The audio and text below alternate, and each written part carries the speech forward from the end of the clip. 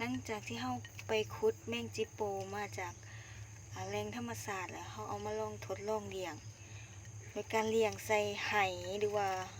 เอียงกระไดที่แบบเป็นภาชนะห้องหับบ่ให้มันเต้นออกไหลหรือว่าบ่ให้มันโหลดออกได้คือเฮานี้มันสิเลี้ยงใส่ไหมันที่มีความลึกมันบ่สามารถออกได้เฮาเอาดินใส่ประมาณครึ่งนึงเพราะว่าแมงจิโปมนี่มันเป็นสัตว์ที่อยู่ในพื้นดินมันจะขวดหูมันลงไปอยู่ในพื้นดินเนาะมันเป็นสัตว์ที่อยู่ตัวเดียวอยู่แบบสันโดษถ้าเฮาบ่เอาดินใส่คือจังซี่มันก็จะ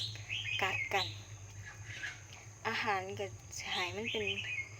เป็นผักอีหยังก็ได้แต่ว่าไอ้ที่มันมักกินก็คือแครอท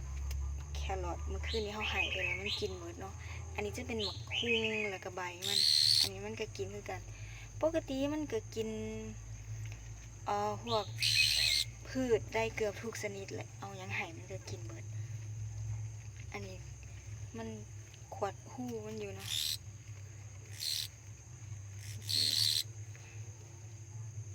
ลองเลี้ยงไว้เบิ่งประมาณเดือน11-12มันจะฟักไข่ช่วงนั้นเขาก็จะแยกมันออกที่ไปคูดมาเนี่ยยังแข็งแห้งเบิดทุกตัวยังโอเคเบิดทุกตัวเพราะว่ามัน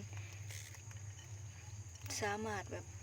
ขวดดินหรือว่าอีหยังใดปกติแสดงว่าโอเคมันแข็งแห้งแล้วหลังจากที่เขาทดลองเลี้ยงมาได้เกือบ